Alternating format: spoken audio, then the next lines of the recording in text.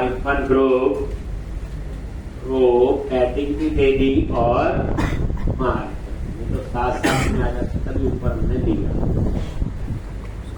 अब यहाँ पे टेप क्लास और हाइफन 4 एक, अब यहाँ पे और दूसरा जो है आपका टेप क्लास और हाइफन 1। अब यहाँ पे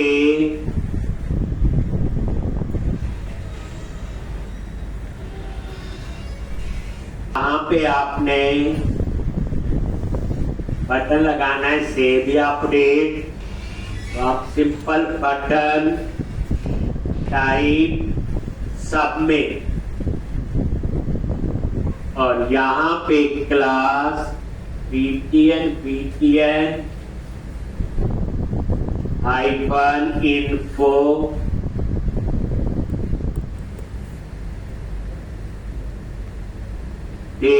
और यहाँ पे या सेव का आएगा या फिर अपडेट। एंड करेगा, एडिट कर रहोगे तो अपडेट आएगा, क्रिएट होगा तो सेव। पता ही है आपको साथ। अब उसके बाद यहाँ पे बटन का साइज पूरा नहीं आया तो क्या करोगे, यहाँ पे पूरा आ जाना चाहिए जितना कॉलम है, तो फॉर्म कंट्रोल और ये देखो रिफ्रेश करो। अगर इसका टेक्स्ट वाइट करना है तो आप यहाँ पे टेक्स्ट आइकन और ये रिफ्रेश। उसके बाद ये देख यहाँ पे आगे ऐड टू लिस्ट, तो इसका और इस बटन का साइज सेम होना चाहिए। तो यहाँ भी क्या कर 4 ताकि दोनों का, और यहाँ पे एंकर ASP एक्शन क्या लिखेंगे, index class btn hyphen success, size पूरा फॉर्म कंट्रोल और यहाँ पे back to list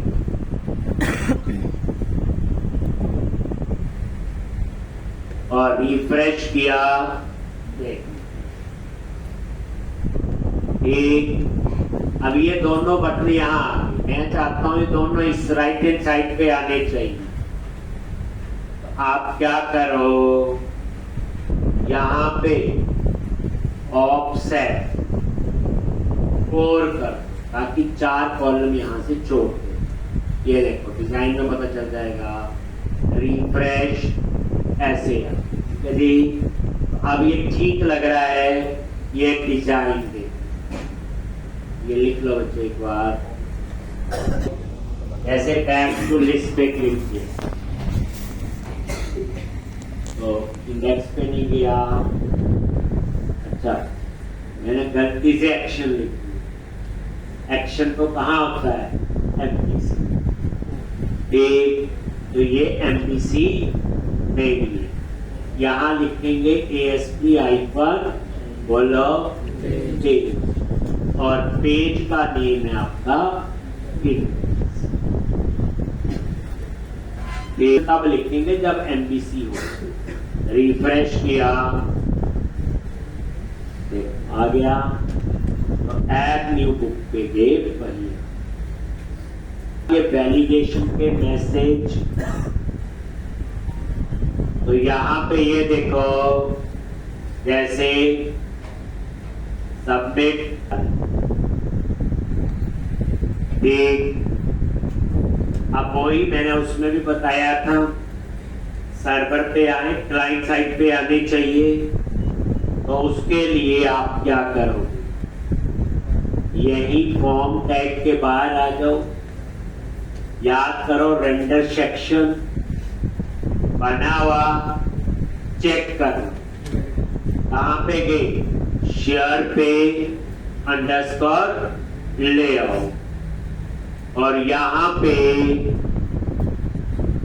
render section script,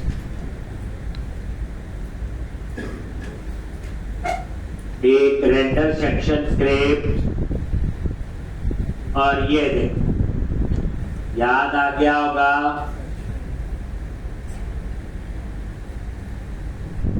section और क्या नेम है, स्क्रिप्ट। उसमें भी ऐसे ही होता था, बस फर्क कितना था, एस स्मॉल में तो स्क्रिप्ट था। अब इन्होंने क्या किया हुआ, वैलिडेशन के लिए वहां बंडलिंग होती थी, यहां बंडलिंग का कंसेप्ट नहीं, इन्होंने इसके लिए बनाया हुआ एक पार्शियल व्यू। ये देखो शेयर के अंदर गए और उसी में ही एक फाइल है, underscore scripts underscore validation scripts partial, underscore validation script partial. ये पार्शियल व्यू है, ये हम प्रोजेक्ट में यूज करेंगे और डिटेल में। तो ये भी रीयूजेबिलिटी के लिए होता है, इसके लिए होता है ये रीयूजेबिलिटी। और देखो इस फाइल में क्या लिखा हुआ, ये देखो वैलिडेशन वाली फाइल के पाथ और कुछ नहीं। क्या पाथ है देख लो, लिब और लिब के अंदर jQuery हाइफन वैलिडेशन। तो चेक कर लो, www रूट में गए, लिब और ये देखो ये दो फोल्डर, jQuery हाइफन वैलिडेशन, उसके अंदर टेस्ट और ये ऐसे ही दूसरा है, ये मतलब ये वैलिडेशन वाली फाइल के पास है और कुछ नहीं। ये देखो ये वही तो है,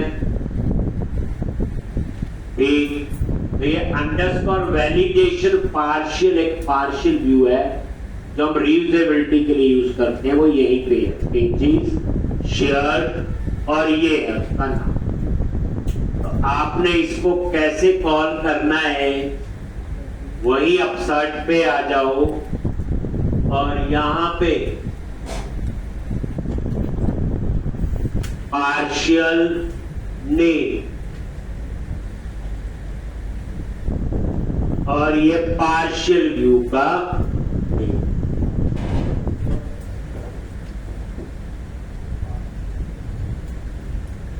आपका पार्शियल व्यू का नेम, तो ऐसे कॉल होता है, वहां बंडल होता था उसका दिक्कत आपको पता है। ये सेम आपका रूल फॉलो हो गया, जो वहां इसी में होता था वो इसमें ऐसे होता है, बस ये याद रखना। अब आप क्या करोगे,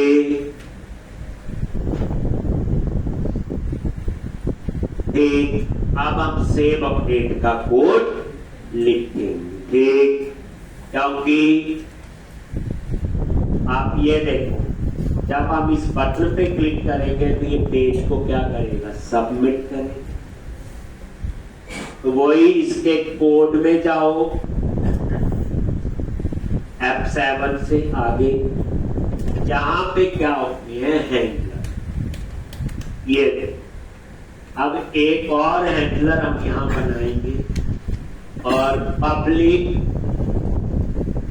एक आई एक्शन रिजल्ट और उसका नाम होगा ऑन पोस्ट। और ये जो ऑन पोस्ट है ये क्या आपका एक हैंडलर, जैसे ऑन गेट था, जब इस पेज पे आओगे तो वो कॉल होता है ऑन पोस्ट, जब ये सबमिट होगा तब वो call on post.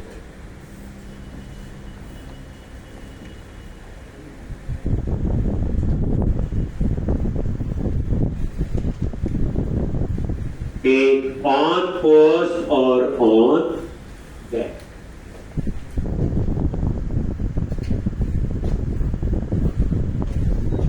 On post किसके लिए? ये कीवर्ड ऑन पोस्ट याद रखना, ये हैंडलर है, दो तो होते हैं इसके, ऑन गेट और ऑन पोस्ट। सब्जेक्ट भी पोस्ट लिखते थे।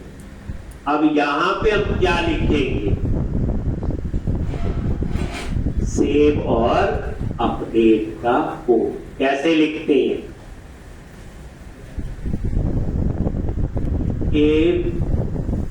यही बुक वेरिएबल अगर नल है तो रिटर्न नॉट फाउंड, इसी में डाटा होगा, चेक कर लिया। अगर नल नहीं है तो देन चेक करेंगे वैलिड है कि नहीं। याद है क्या लिखेंगे? Model state dot is valid. अगर ये वैलिड नहीं है, नॉट लगा दिया, तो वो क्या रिटर्न करेगा? बोलो, उसी पेज पे रहेगा। वहां रिटर्न व्यू लिखते थे, यहां रिटर्न पेज। फिर हम चेक करेंगे कि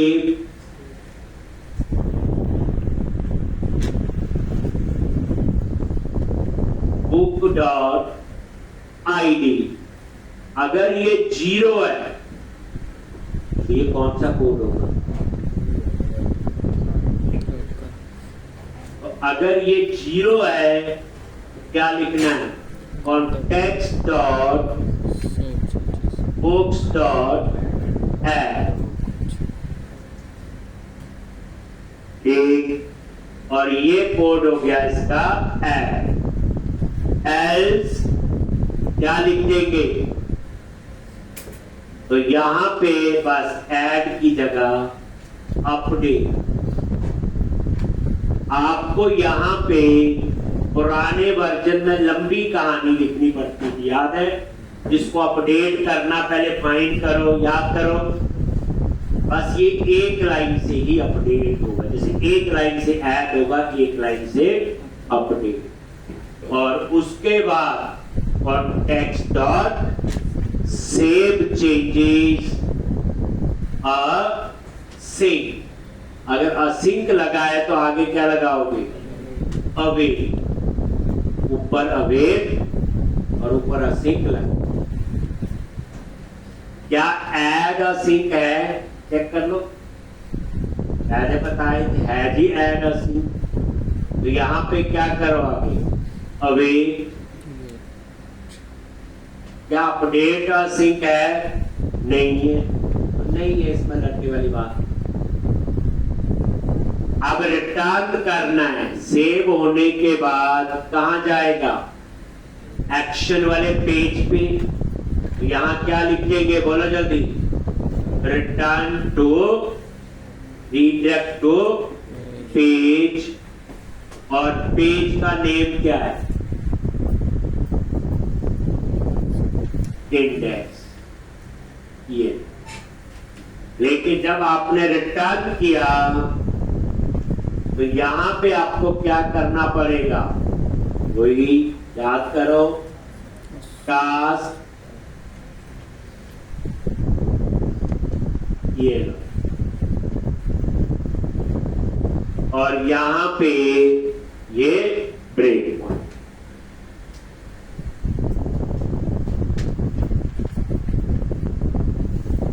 यहां पे ये ब्रेक पॉइंट लगा के अब ये सारा हम चेक करें।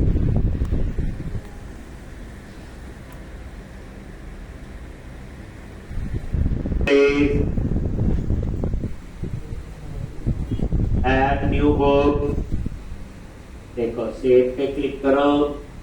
एक नहीं, अब सर्वर पे नहीं जाते, याद रखो। अब आप एक डेटा डालो, ये डिस्क्रिप्शन, ऑथर, ISBN और प्राइस।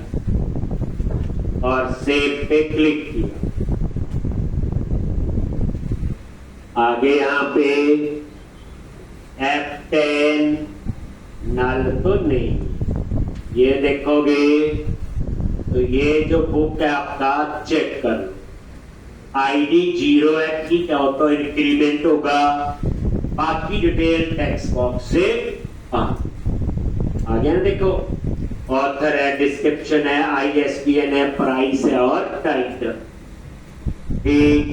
F10 वैलिड है, यस वैलिड है, आईडी 0 है, ऐड पे जाएगा, उसके बाद सेव और उसके बाद इंडेक्स, और ये देखो आगे एक, तो इसी तरह ऐड न्यू बुक, यहाँ पे एडिट पे क्लिक किया, आगे यहाँ पे ये देखो हो गया एडिट, यहाँ पे नहीं हुआ,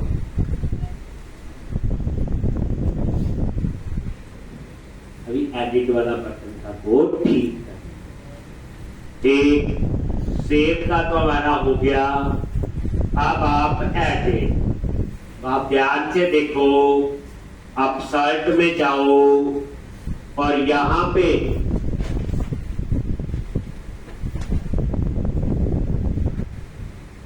इंडेक्स में है ना बच्चों, आप कहां गए, बुक लिस्ट में गए और इंडेक्स बताया था, ये लूप लगाओ। अब एडिट के क्लिक में कैसे है, ठीक, क्योंकि एडिट में तो हमें आईडी चाहिए, कैसे आईडी पास करेंगे और कैसे इसको एक्सेस करेंगे, ठीक, तो ये MPC एप्लीकेशन तो नहीं है, तो यहाँ पे आईडी पास करने का थोड़ा सा सिंटैक्स इसका अलग है, जिसमें मैं यूज करूंगा क्वेरी स्ट्रिंग। तो यहां पे तो यहां पे आपने क्या किया, ये पेज लिख दिया, ठीक, और यहां पे ASP हाइफन राउट हाइफन ID, और ये आईडी आप पास करो, कैसे, वही बुक डॉट आई, बस ये कैसे आईडी पास किया आप देख लो, ASP राउट हाइफन आई, तो ASP हाइफन राउट तो कीवर्ड है, ये टैग हेल्पर है, और ये आईडी मैंने दे दिया, आईडी क्या दिया, ये मैंने दे दिया, अब आईडी लिखना है जो भी नेम आप रखना चाहते, और उसके बाद ये बुक डॉट ID तो यहां से आ जाए। अब उसमें कैसे पास करते थे याद है, न्यू करके आईडी लिखते थे, याद करो, ये वही कंसेप्ट है, बट ASP.NET कोर में कैसे पैरामीटर, ये चीज आपने याद रखनी, याद रखना, ये नाम मेरी मर्जी का, ये अब इसका नाम मैं ऐसे भी रख लूं, बट अभी आईडी पास कर रहे हैं इसलिए मैंने इसका नाम आईडी रख,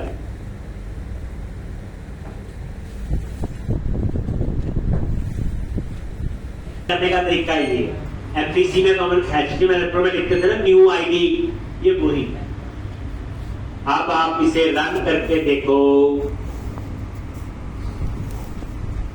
और चलिए इसको कर, बुक लिस्ट डिटेल आ गई, एडिट पे क्लिक किया, देखो हो गया ठीक, क्योंकि अब आईडी मिल गया ना, और ये आ गया एडिट बुक, और ये टेक्स्ट हो गया इसका अपडेट। अब मैंने ASP.NET अपडेट ऐसे लिखा, अब आप अपडेट पे क्लिक करो तो वापस वहीं आएगा ब्रेक पॉइंट पे। अब ये देखो, ये जो बुक वेरिएबल है इसमें आप आईडी है, बाकी तो ठीक है, जो व्यू से डेटा आ रहा है। अब ये आईडी कहां से आ रहा है, जो हिडन यूज किया, क्या यूज किया था, आप सर्ट में नजर मारो यहां से, अगर ये भी लिखूंगा ना आईडी मिलेगा ना अपडेट करें। एक तो पूरी बात समझ लीजिए। F10 अब 0 नहीं है तो कहां जाएगा, एल्स में गया। पहले अपडेट के लिए 5 लाइन का कोड लिखना पड़ना था, अब हो गया अपडेट सेव चेंजेस लॉन्च और रीडायरेक्ट टू पेज इंडेक्स। ये देखोगे ना अपडेट था आपका सेव और अपडेट। अब हमने लिखना है किसका कोड, डिलीट। ठीक, तो इसमें आप डिलीट के लिए क्या करना है, पहली बात ये तो आप यहां से ब्रेक पॉइंट हटा, समझ आ गया। ये कोड ये सारे कीओ है, बस ASP.NET Core में कैसे लिखने हैं वो मैं बता रहा हूं। अब डिलीट का आपका ये बना है, तो पहली बात डिलीट के लिए हमें कस्टम हैंडलर बना, जैसे अभी तो 2 ही हैंडलर बने, ऑन गेट और ऑन पोस्ट। इसके अलावा और चाहिए हो, मुझे डिलीट का लिखना है, कुछ कोड लिखना है, तो एक तो हम इसमें सीखेंगे कस्टम हैंडलर कैसे, और डिलीट में भी हमें क्या पास करना बच्चे, आईडी। क्या पास करना है, आईडी। तो अब हम लोगों ने डिलीट का कोड लिखना है कैसे, तो पहली बात यहां पे इसको बना दो बटन, बन गया पेज। तो यहां पे तो ये BTN डेंजर, ठीक है, और यहां पे बटन टाइप सबमिट करो और आईडी पैरामीटर भी चाहिए इसमें, जैसे ऊपर लिखा हो ASP हाइफन क्या लिखा था, राउट हाइफन आईडी, और ये बुक आईडी होगा जिस बुक का डेटा आपने डिलीट करना है, ये बुक आईडी। एक और उसके बाद हाइफन BTN हाइफन डेंजर। इसके क्लिक में आपने क्या करना है, सबमिट होगा। ये हम हैंडलर बनाते हैं, तो यहाँ पे उसको हम कहते हैं पेज हैंडलर। बस ये नया याद रखना, ASP हाइफन पेज हैंडलर, और उसका नेम मैं रखूंगा डिलीट। करूंगा डिलीट नाम से, ये वैसे सारे टैग हेल्पर है, ये लिख रहे हैं ना हम लोग बीच में ASP page handler delete. Delete है जैसे ऑन गेट और ऑन पोस्ट तो हो गया, पर इसके अलावा अगर कस्टम हैंडलर चाहिए हो देन हम अपना हैंडलर बना सकते हैं, और उसका नाम मैं डिलीट रखूं या कुछ और रखना है वो अलग चीज है। ठीक, अलग चीज है। ठीक, फाइल में जाएंगे और वहां एक नया हैंडलर बनाएंगे, ऑन डिलीट पोस्ट या ऑन पोस्ट डिलीट, जो उसका सिंटैक्स हो। मतलब ये होगा 2 हैंडलर तो बनेंगे, ऑन गेट और ऑन पोस्ट, वो तो यूज होगी। कल को आपने मर्जी का हैंडलर बनाना है तो ASP पेज आ जाओ, कोड, ये इंडेक्स वाला पेज है बच्चे। कौन सा पेज है ये, F7। आगे यहां पे और यहां पे तो ये पब्लिक, अब तो पता ही आसिक भी लिख रहे हैं टास्क।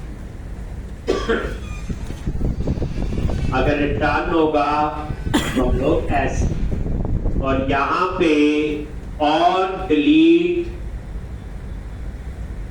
एक on post delete, on post ये कीवर्ड है, और ये आपने अपनी मर्जी से जो हैंडलर का नाम पढ़ा, और इसमें एक पैरामीटर है आईडी। और याद रखना ये वाला नेम, यही नेम होना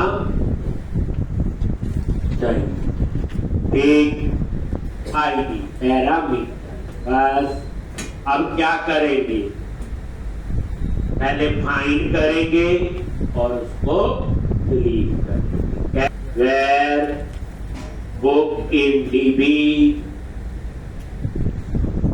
और context dot books dot find async और ये आईडी असिंक लगाए तो आगे क्या लगाओगे, बोलो अवे।